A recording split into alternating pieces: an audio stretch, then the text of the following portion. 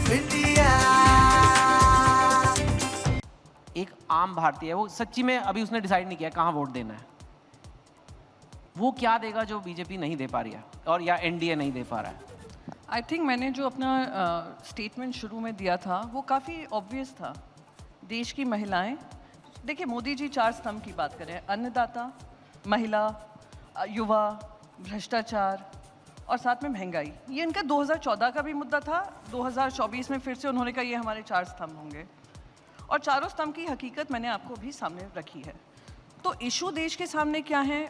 आप बोलिए 130 करोड़ की जनता है, उसमें 80 करोड़ लोगों को आप कहते हैं और आप उसको अपना वो कह रहे हैं कि हमारी उपलब्धि है। 80 करोड़ लोगों को रोज़गार ना देकर आप उनको कह रहे हैं हम आपको मुफ्त का राशन दे रहे हैं। तो मैं मुफ्त के शब्द से मुझे प्रॉब्लम है। आप उनको राशन दे रहे हैं, 80 करोड़ लोगों को आपने निर्भर कर दिया है उस पर।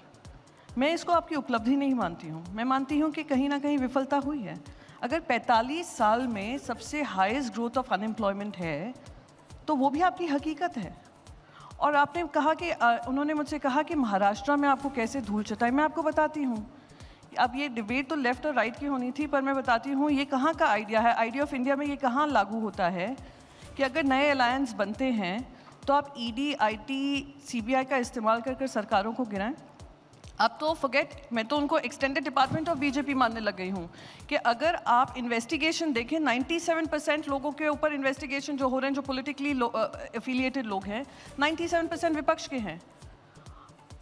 अशोक चव्हाण को क्लीन चिट मिल जाता है, 40 साल से कांग्रेस पार्टी में रहे, उनके पिताजी भी चीफ मिनिस्टर रहे। और ये मैं नहीं कह रही हूँ, इनके खुद के पार्टी के कार्यकर्ता कह रहे हैं 26, 27 साल हमने पार्टी में रहकर काम किया और जिनके ऊपर आपने पूरा आदर्श स्कैम का घोटाला लगाया वो आपके राज्यसभा उम्मीदवार होकर 24 घंटे के अंदर अंदर। तो 97% जो हैं आप ईडी-आईटी केसेस पॉलिटिकल ओपोनेंट्स पे लगा रहे हैं और वो जैसे ही बीजेपी में शामिल हो जाते हैं तो वो वॉशिंग मशीन धुल जाती है। अब तो वॉशिंग मशीन नहीं रह गया, वो तो डस्टबिन बन गया है और आप उनका इस्तेमाल कर कर आप सरकारें गिरा रहे हैं। तो ये लेफ्ट आइडिया हुआ, ये राइट आइडिया ऑफ इंडिया हुआ। आप extended department of BJP politically देखिए, अब है एक्सटॉर्शन डिपार्टमेंट ऑफ बीजेपी। अभी हाल ही में सुप्रीम कोर्ट का एक निर्णय आया जहाँ पे इलेक्ट्रल बॉन्ड्स को पूरी तरीके से रिजेक्ट कर कर थ्रू आउट किया है। उसमें से डोनेशन सबसे ज़्यादा किसको आ रहे हैं? भारतीय जनता पार्टी को आ रहे हैं। हाल ही में एक बड़ा इन्वेस्टिगेटिव स्टोरी आई है, 30 कंपनीज ऐसी हैं जिन्होंने 330 करोड़ दिए हैं। उसमें से 23 कंपनी में किसी तरीके का उन्होंने डोनेशन नहीं दिया था बीजेपी को, पर जैसे ही ईडी, आईटी, सीबीआई उनके घर पे ऑफिस में पहुंचे हैं उन्होंने डोनेशन देना चालू कर दिया, पॉलिटिकल डोनेशन बीजेपी को। तो अगर आप लेवल प्लेइंग फील्ड नहीं करते तो ये आइडिया ऑफ लेफ्ट और राइट ही नहीं रहता, ये आइडिया ऑफ डेमोक्रेसी नहीं रहती है, ये आइडिया ऑफ ऑटोक्रेसी बनती है।